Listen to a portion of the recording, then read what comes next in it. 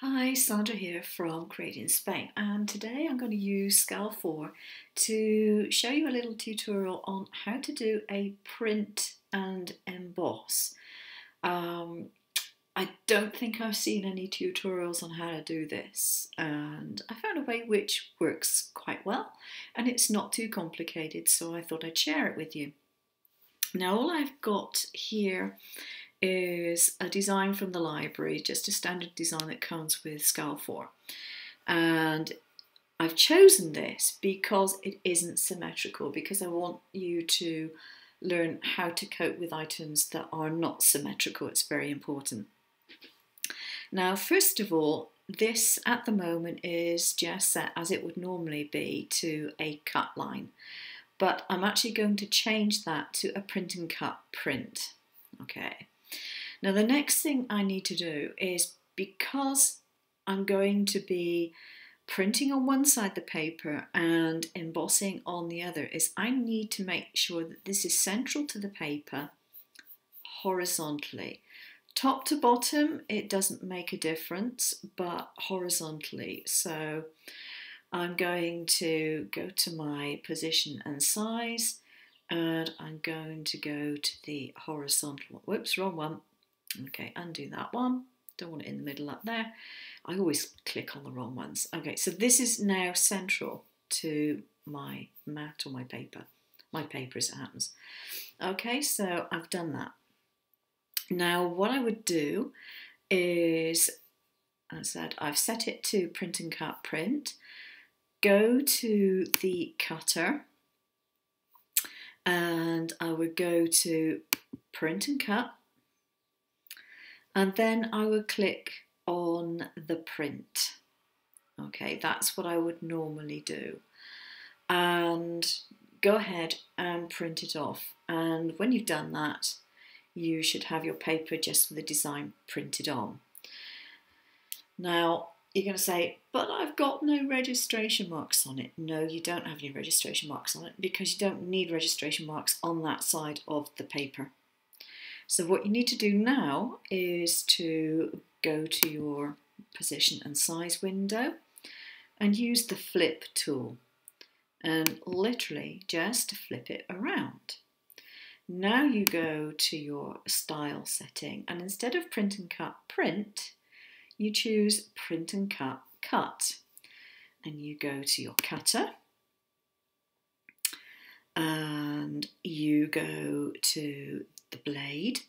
Now I didn't do this, but what I would suggest that you do is that you put a custom preset in for a blade setting, or call it something else if you want to, or indeed put in a pen setting, whatever you want to do, and make sure that it hasn't got an offset, because the blade has a natural offset of 0.25, I think it is.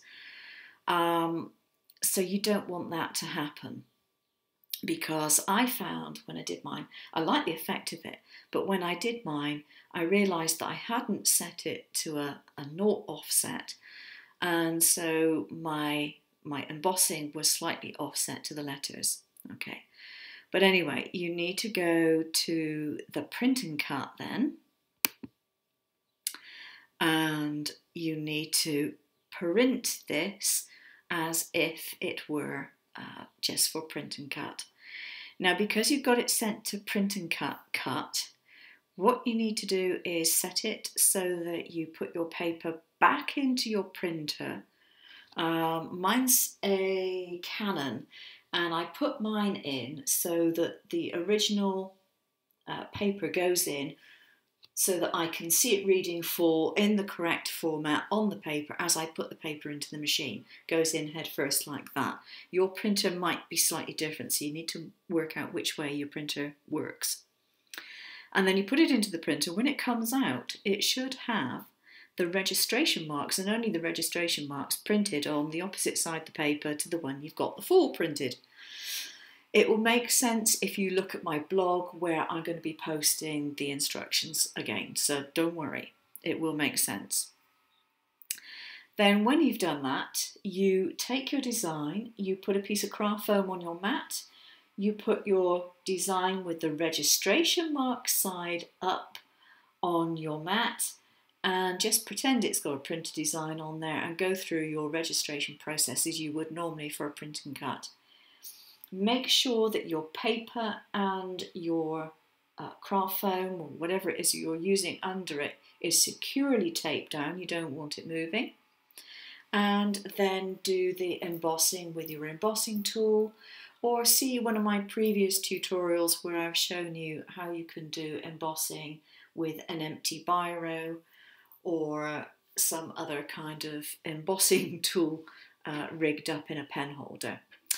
And then you should have the desired effect. You should find when you've completed it, you take it off your mat, and you should have the embossing over where the letters are printed. Okay, I hope that kind of makes sense. If it doesn't, have a look at the blog that I'm going to do to go with this, and it should then click and you'll understand what I'm getting at if you don't at the moment. Thanks very much for watching. Bye bye.